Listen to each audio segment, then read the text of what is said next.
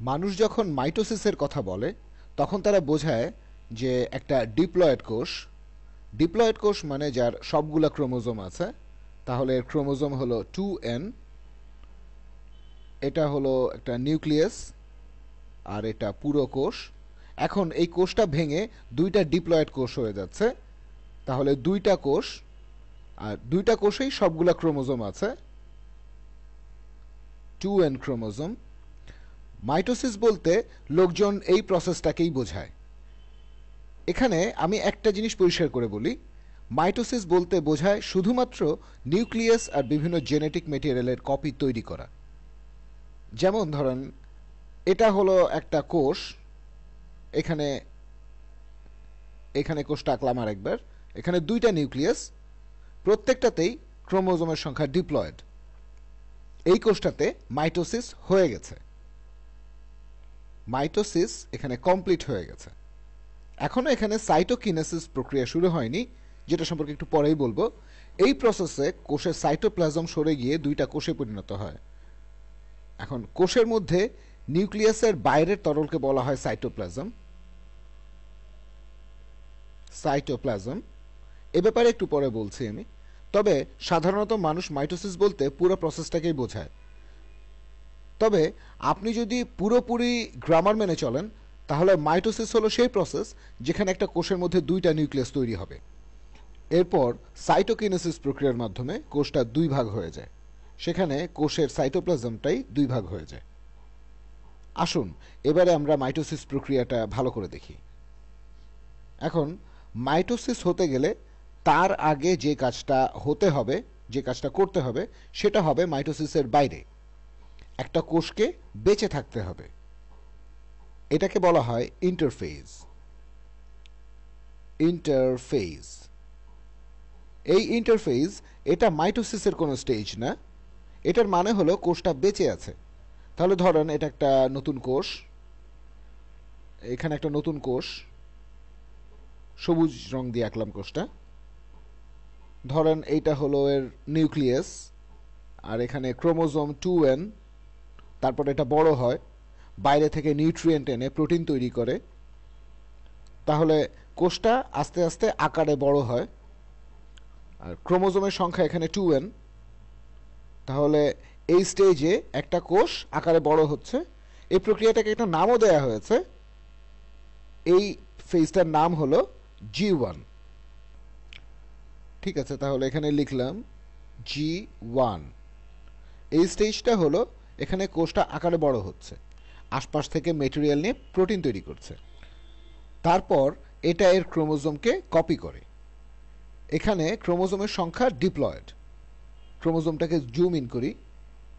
ইন্টারফেজের এই স্টেজটাকে বলা হয় এস ফেজ। এই এস ফেজে ক্রোমোজোমগুলো কপি করা হয়। মাইটোসিস এখনো শুরু হয়নি, এস ফেজে রেপ্লিকেশন হচ্ছে, ক্রোমোজোমের রেপ্লিকেশন। এখন এইস ফেজে নিউক্লিয়াসটাকে যদি জুম ইন করি, প্রথমেই শুরু করি এমন কোনো প্রাণী দিয়ে, ধরেন যার দুইটা ক্রোমোজোম। এখানে আমি বোঝার সুবিধার জন্য শুধু দুইটা ক্রোমোজোম আঁকছি, এখানে শুধুমাত্র দুইটা ক্রোমোজোম আঁকছি যাদেরকে কপি করা হচ্ছে। ধরেন এটা হলো একটা ক্রোমোজোম সবুজ রঙে, আর এটা হলো আরেকটা ক্রোমোজোম। এস ফেজে এই ক্রোমোজোমগুলা রেপ্লিকেট করা শুরু করে। এখানে শুধু নিউক্লিয়াসটা এঁকেছি, এই নিউক্লিয়াসটা একটু বড় করে এঁকেছি। এখানে ক্রোমোজোমের সংখ্যা ডিপ্লয়েড, তার মধ্যে দুইটা ক্রোমোজোমের হোমোলোগাস পেয়ার। এস ফেজে ক্রোমোজোমগুলো নিজেদের কপি তৈরি করবে। সবুজ ক্রোমোজোমটা এভাবে নিজের একটা কপি তৈরি করবে, এই ক্রোমোজোমটা নিজের একটা কপি তৈরি করবে। আর আমরা জেনেছি যে এরা লাগানো থাকে সেন্ট্রোমিয়ার দিয়ে। এখন এই প্রত্যেকটা কপিকে বলা হয় ক্রোমাটিড। গোলাপি ক্রোমোজোমটাও একই কাজ করবে। এখানে বলা যেত যে দুইটা ক্রোমাটিড, প্রত্যেকটা ক্রোমোজোমের জন্য একটা, কিন্তু এখানে চারটা ক্রোমাটিড, প্রত্যেক ক্রোমোজোমের জন্য দুইটা। তবে এখনও আমরা বলবো যে এখানে ক্রোমোজোম দুইটা, জোড়া লাগানো হয়েছে সেন্ট্রোমিয়ার দিয়ে। এটা ঘটে এস ফেজে। এখন কোষটা ধীরে ধীরে আরও বড় হতে থাকে। কোষটা এখন অনেক বড় হয়ে গেছে। আমি কোষটাকে এখানে আরেকবার রাখছি। কোষটা অনেক বড় হয়ে গেছে, এটা হলো G2 ফেজ। এটাকে বলা হচ্ছে G2 ফেজ, আরো বড় হচ্ছে G2। এবারে আমি কোষের একটা উপাদান নিয়ে আগে কিছুই বলিনি, কিন্তু জিনিসটা খুবই ইম্পর্ট্যান্ট, আর সেটা হলো সেন্ট্রোজোম। কোষ বিভাজনের সময় এরা খুব গুরুত্বপূর্ণ ভূমিকা পালন করে, এরাও নিজেদেরকে ডুপ্লিকেট করে। তাহলে ধরেন এখানে একটা সেন্ট্রোজোম নিউক্লিয়াসের বাইরে, এর ভেতরে আবার থাকে সেন্ট্রিওল, এটার ব্যাপারেও পরে বলবো। সিলিন্ডারের মতো দেখতে একটা জিনিস, এটা বললাম যাতে পরে কনফিউশন না আসে যে সেন্ট্রিওল, সেন্ট্রোজোম। এছাড়া আরেকটা জিনিস আছে সেন্ট্রোমিয়ার, যে পয়েন্টটাতে দুইটা ক্রোমাটিড একসাথে লাগানো থাকে। এখানে আসলে অনেক কিছুর নাম শুনতে একই রকম, নামগুলো শুনে কনফিউজিং মনে হতে পারে। এখন যাই হোক, এই হলো সেন্ট্রোজোম। একটু পরেই এরা গুরুত্বপূর্ণ কাজ করা শুরু করবে। এরা নিউক্লিয়াসের বাইরে থাকে আর এরা নিজেদেরকে রেপ্লিকেট করে। এই সেন্ট্রোজোমও ইন্টারফেস পিরিয়ডে নিজেদেরকে রেপ্লিকেট করে। একটু আগে একটা সেন্ট্রোজোম ছিল, এখন দুইটা, আর অবশ্যই দুইটার ভেতরেই সেন্ট্রিওল আছে। এটা নিয়ে এখন খুব বেশি বিস্তারিত বলবো না, তবে এটা ঘটে ইন্টারফেজ পিরিয়ডে। বেশিরভাগ কোষের ক্ষেত্রে এটা হয়, বড় হয়ে তারা নিজেদেরকে ভাগ করে ফেলে। এখানে একটা কথা বলে নেই, আমি ডিএনএগুলোকে এখানে ক্রোমোজোম হিসেবে এঁকেছি, কিন্তু ইন্টারফেস পিরিয়ডে ডিএনএগুলো আসলে এই অবস্থায় থাকে না। ডিএনএ এই সময় আসলে থাকে ক্রোমাটিন হিসেবে, সব একসাথে মিলে একটা নির্দিষ্ট আকৃতিতে থাকে না, সব একসাথে মিলে থাকে। এখানে যেমন এঁকেছি, এখানে আমি নির্দিষ্ট করে এঁকেছি যাতে আপনারা বুঝতে পারেন যে এটা রেপ্লিকেট করছে, কিন্তু বাস্তবে সবুজ ক্রোমোজোমটা নিউক্লিয়াসের ভেতরে এভাবে ছড়ানো থাকে। হয়তো মাইক্রোস্কোপেও ভালোভাবে দেখতে পারবেন না, এগুলো থাকে ক্রোমাটিন হিসেবে। এখান থেকে কিছু অংশ ক্রোমোজোমে পরিণত হয়, ডিএনএ থাকে ক্রোমাটিন ফর্মে, সেখানে কিছু স্ট্রাকচারাল প্রোটিনও থাকে, ডিএনএর গায়ে জড়ানো থাকে সেগুলো। কিছু প্রোটিন ডিএনএর লাইনের সাথে জড়িয়ে আছে, এখানে দেখতে পাচ্ছেন।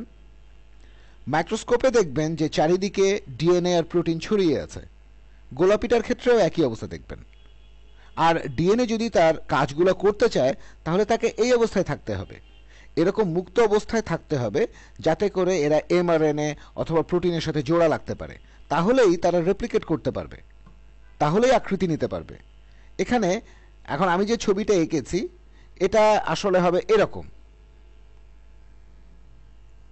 সবুজ ক্রোমাটিন হয়তো এখানে তার একটা কপি তৈরি করলো, তারপর গোলাপিটাও হয়তো এখানে একটা কপি তৈরি করলো। এরা পরে একটা নির্দিষ্ট আকারে আসবে। আমি বোঝার সুবিধার জন্য এখানে নির্দিষ্ট শেপ দিয়ে এঁকেছিলাম, বাস্তবে কিন্তু এভাবে থাকে না, থাকে ক্রোমাটিন ফর্মে। ক্রোমাটিন। এখন আমরা মাইটোসিসের জন্য রেডি। এখন মাইটোসিসের প্রথম স্টেজটা হলো, আচ্ছা আগে কোষটা আঁকি, সবুজ রঙে আঁকছি কোষটা। এবারে নিউক্লিয়াসটা একটু বড় করে আঁকছি, কারণ সব কাজ এখন হবে এই নিউক্লিয়াসের ভেতরে। তাহলে মাইটোসিসের প্রথম স্টেজটা হবে প্রোফেজ।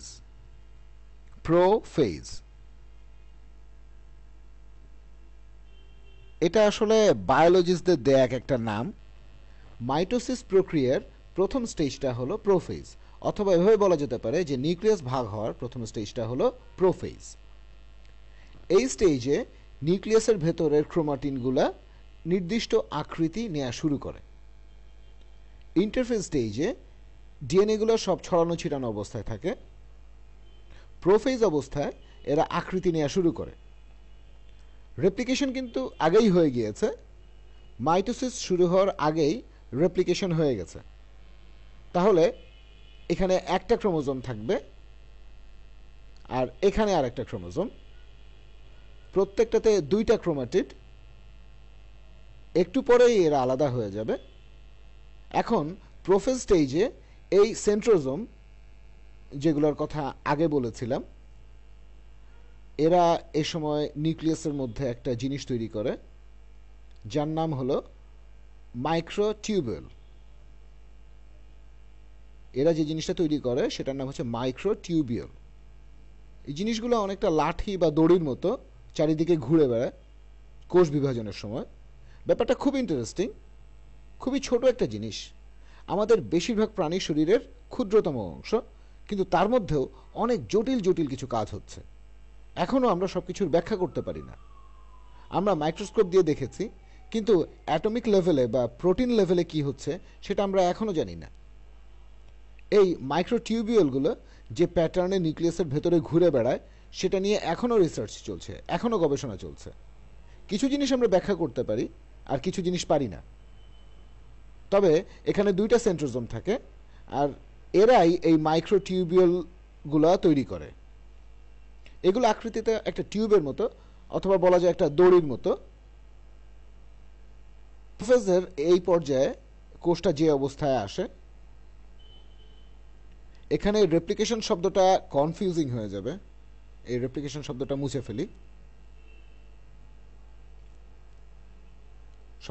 ফেলি, প্রোফেজের এই পর্যায়ে নিউক্লিয়াসের চারপাশের পর্দাটাও উধাও হয়ে যায়। আগের ছবিটাকেই কপি পেস্ট করি, এখানে নিয়ে আসলাম। প্রোফেজের এই পর্যায়ে নিউক্লিয়াসের চারপাশের পর্দাটা ভেঙে যেতে থাকে, পর্দাটা এভাবে উধাও হয়ে যায়। সেন্ট্রোজোম বড় হতে থাকে, তারপর সেন্ট্রোমিয়ারের সাথে নিজেকে আটকে ফেলে। সেন্ট্রোমিয়ারের সাথে এখানে আরেকবার আঁকি ছবিটা। এখানে সব কিছুই হচ্ছে প্রোফেজে। এখন প্রোফেজের এই শেষের অংশটাকে বলা হয় লেট প্রোফেজ, মাঝে মধ্যে বলা হয় প্রো মেটাফেজ। আচ্ছা, এখানে সেটা লিখে ফেলি, এটা হলো প্রো মেটাফেজ।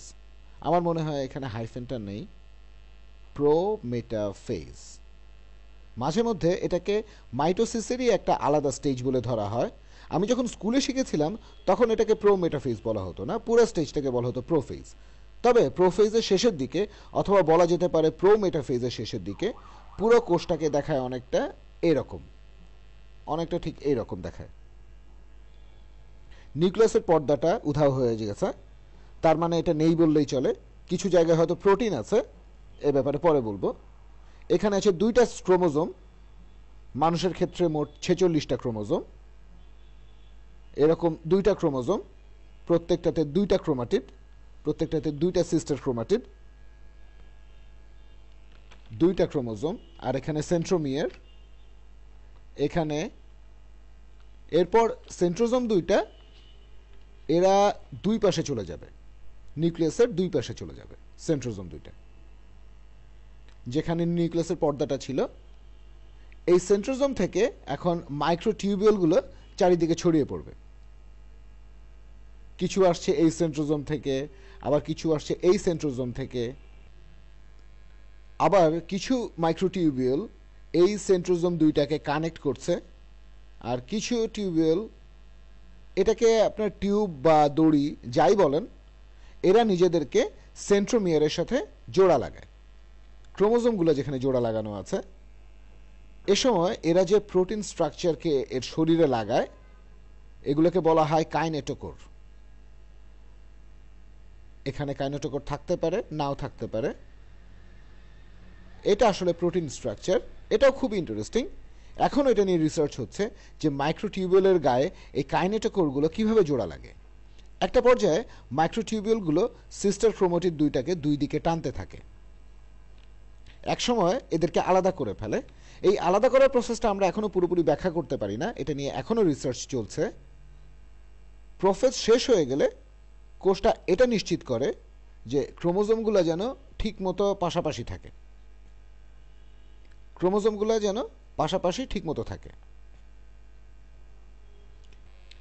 তবে এই ব্যাপারটা ঘটে আসলে মেটাফেজে। এটা হলো তার পরের স্টেজ। প্রথমটা হলো প্রোফেজ, তারপর আমরা এখন মেটাফেজে ক্রোমোজোমগুলোকে লাইন আপ করা হয়। এই ফেজে ক্রোমোজোমগুলো কোষের মাঝখানে এসে লাইন করে দাঁড়ায়। তাহলে গোলাপি ক্রোমোজোমটা এখানে, গোলাপিটা এখানে, সবুজ ক্রোমোজোমটা এখানে, অবশ্য এখানে সেন্ট্রোজোমও আছে, তারপর মাইক্রোটিউবিউল আছে, এর মধ্যে কিছু কাইনেটোকোর, মাইক্রোটিউবিউল, আর এগুলো ক্রোমোজোমের সেন্ট্রোমিয়ারের সাথে জোড়া লেগে যায়। শব্দগুলো একটু কনফিউজিং। এই সেন্ট্রোজোম যেটা করে, এরা এই মাইক্রোটিউবিউলগুলোকে ডিরেক্ট করে। সেন্ট্রিওল হলো এই সেন্ট্রোজোমের ভেতরে টিউব আকৃতির জিনিস, আর সেন্ট্রোমিয়ার হলো সেই পয়েন্ট যেখানে ক্রোমাটিড দুইটা জোড়া লাগানো থাকে। একটা ক্রোমোজোমের মধ্যে দুইটা ক্রোমাটিড, এটা একটা সিস্টার ক্রোমাটিড, এটা আর একটা মাঝখানে সেন্ট্রোমিয়ার দিয়ে লাগানো, আর এটা হলো মেটাফেজ। এ সময় ক্রোমোজোমগুলো সারিবদ্ধ হয়ে থাকে। এখানে একটা থিওরি আছে যে কোষ কিভাবে প্রোগ্রেস পয়েন্টটা বুঝতে পারে, তারপর বুঝতে পারে যে ক্রোমোজোমগুলো লাইন আপ হয়েছে। থিওরিটা বলে যে এখানে কিছু সিগন্যাল মেকানিজম কাজ করে। এই কাইনেটোকোর প্রোটিন যদি সেন্ট্রোমিয়ারের সাথে ঠিকমতো জোড়া